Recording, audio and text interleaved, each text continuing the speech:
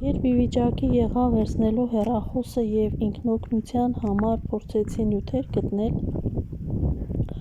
զգացի, որ հոդվածներ կամ գրքեր չեմ կարողանա կարդալ: Դա մեծ ուշադրություն ու ջանք էր պահանջում, իսկ այդ պահին միտքը հոգեկանը երկար կենտրոնանալ չենք կարող: Որոշեցի տեսողական նյութեր գտնել YouTube-ից, շատ բան չկարողացա հայթայթել: Նայեցի 3 պատմություն, 3 տարբեր ռուս կանայք էին տարբեր հաղորդումների մեջ, որոնք պատմում էին իրենց որդիների կորստի և իրենց ցավի մասին: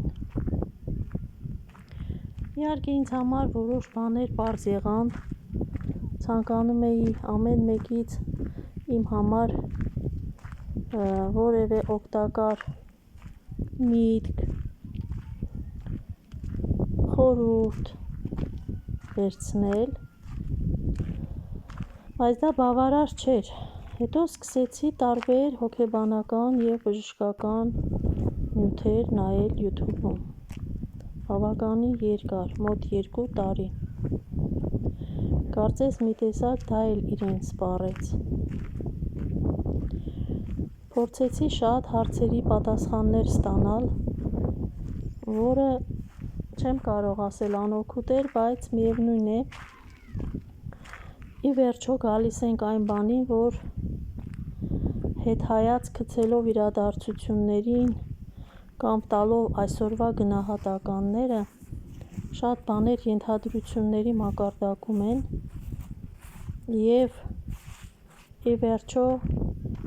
մի պահ է գալիս, որ պետք է հաշտվես անորոշության հետ, հաշտվես աշխարհի անկանխատեսելիության հետ և ընդունես, որ հարցեր կան, որոնք պատասխաններ պարզապես չունեն,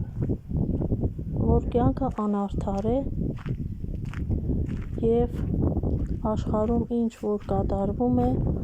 ամեն բան չէ, որ ունի իմաստ և բացատրություն: Ինձ համար ինքնօգնություն է նաև ներկայումս մոտ 3 ամիս է YouTube-ում տեսանյութեր տեղադրելը: Սա ես ինքս էլ եմ փորձում հասկանալ ինչ կարգի օգնություն է ինձ, ինչ եմ անում, ինչ եմ զգում: Փաստորեն դա իմ կողմից վավերագրում է իմ հոգու վերապրումը, ցավի վերապրումը: Դա թերապիա է: Հոգեբանության մեջ սուբլիմացիա է կոչվում, երբ ես իմ քայքայիչ ցավը վերածում եմ արժեքի, այսպես ասած, տեսանյութի, երգի, պատկերի: Տեսեք ինչ է ստացվում, հաճախ անծանոթ մարդիկ ավելի մեծ հասկացությամբ ու հարգանքով են մոտենում մեր ցավին, քան նրանք, ովքեր մեզ մոտիկից են ճանաչում կամ ճանաչում են առօրյա կյանքում: Եվ նման լսարանը կարող է դառնալ մի անտեսանելի ընտանիք, որտեղ մարդն ավելի ապահով է զգում իրեն: Մեր մշակույթում ընդունված է սուգը պահել տան պատերի ներսում կամ արտահայտել շատ որոշակի ընդունված ձևերով: Հիմա ես փորձում եմ այլ կերպ իմ ցավը վերապրել: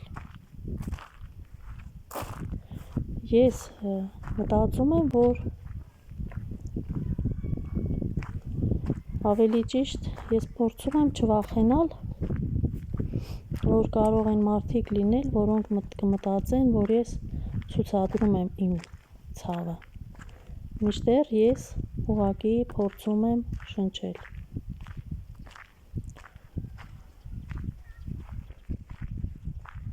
Ցանկացած ստեղծագործական քայլ Սկզբում անպաշտպան է թվում, բայց հենց այդ փոքր տեսանյութերն են, որ հետո իմ կարծիքով կդառնան ինձ համար ամենաթանկ հիշողություններ։ Այսօր, երբ այն զգացողությունն ունեմ, որ թույլ եմ տվել կյանքը հոսի իր հունով, ես ուզում եմ ինձ պատկերացնել մի անհայտ հեղինակ, որն ապրում է աշխարհի ծայրին, որտեղ չկան ծանոթներ, չկան դատող հայացքներ, կա միայն ես, իմ հեռախոսը և իմ որդու հիշատակը։